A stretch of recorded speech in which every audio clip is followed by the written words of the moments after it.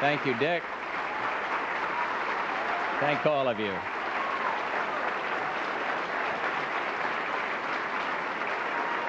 Thank you very, very much. What a great night.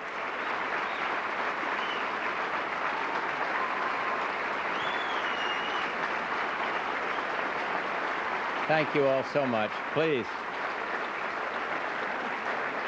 I'm delighted to be here, and thank you for that warm welcome. Barbara and I don't come to Washington much anymore, but this is a very special occasion for me, and I'm sorry that the great author, well, the second great author next to David McCullough, Barbara Bush, is not here.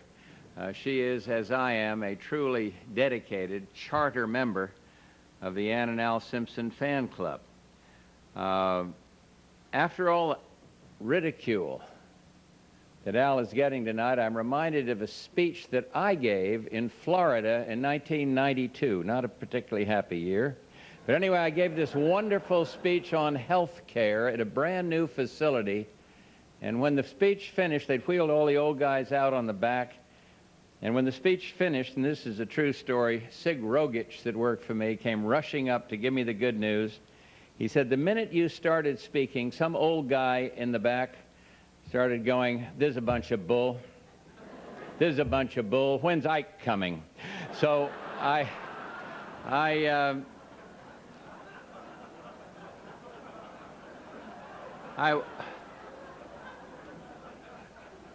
told Alan that he has a lot to look forward to when he leaves the Senate.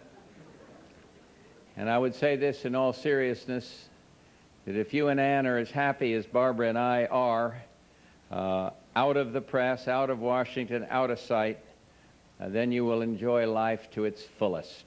There is a wonderful life after leaving Washington, D.C.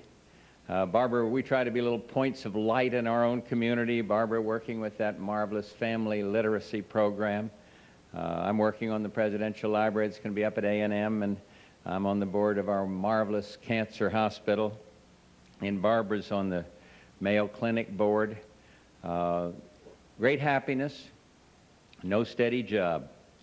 Every once in a while, I have to go by the unemployment office in Texas, and it's funny who you see there. Just the other day, I ran into Ann Richards there. The silver foot was still there, but it was not in her mouth.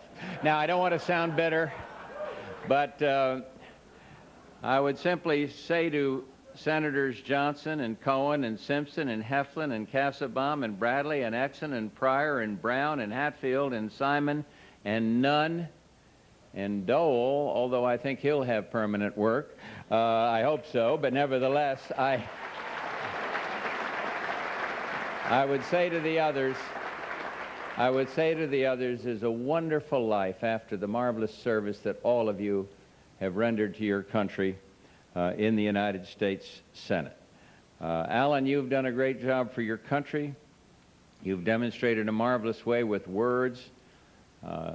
It's not exactly Lincoln-esque, nor does your style remind me of the erudite Adlai Stevenson, who would have suggested that thing about her kazoo, only you.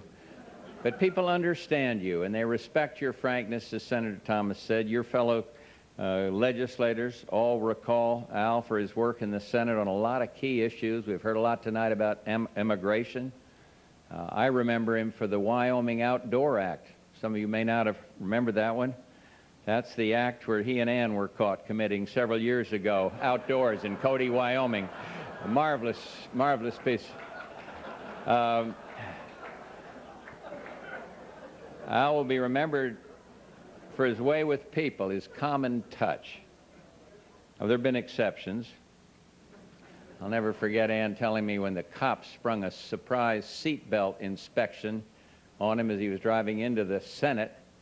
Cop didn't notice the Senate plates. He said, "Sir, we're checking on seatbelts. We're trying to save lives. Your seatbelt is not fastened."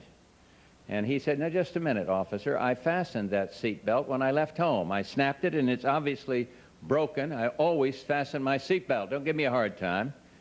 The cop leaned over to Ann and he said, "Please, ma'am, I'm just trying to help. I'm just trying to do my job. Can't you help me with this man? He seems out of control." Ann says to the cop, look, I learned something long ago. Never argue with him when he's been drinking.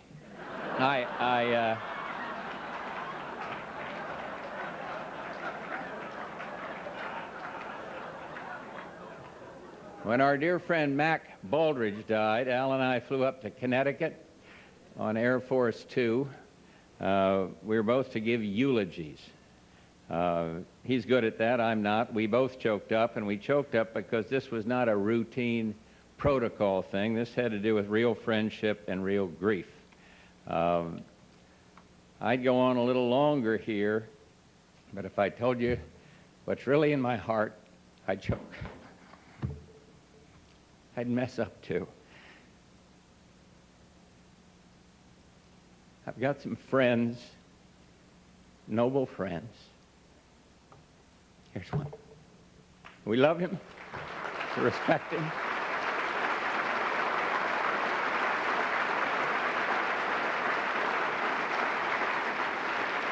And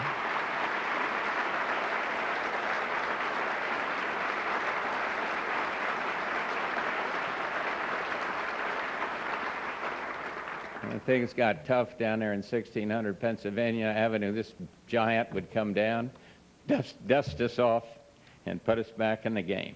Thank you very much, and I'm just thrilled to be a part of this wonderful toast to two great Americans, Ann and Al Simpson. And now,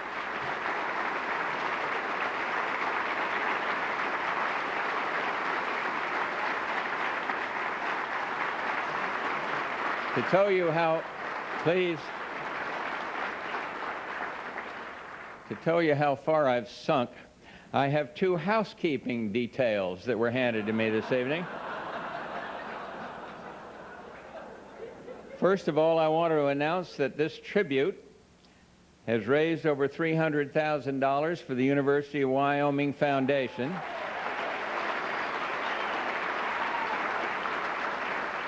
And secondly, from the University of Wyoming Foundation and Steering Committee, I am proud to present our distinguished honoree with a token of the great esteem of everybody here. Al, please come forward. And where's the token of his esteem? Oh.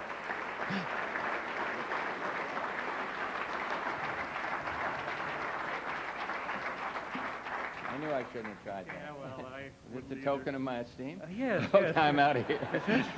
This is what was left over from your last visit with King Khalid, wasn't it? No.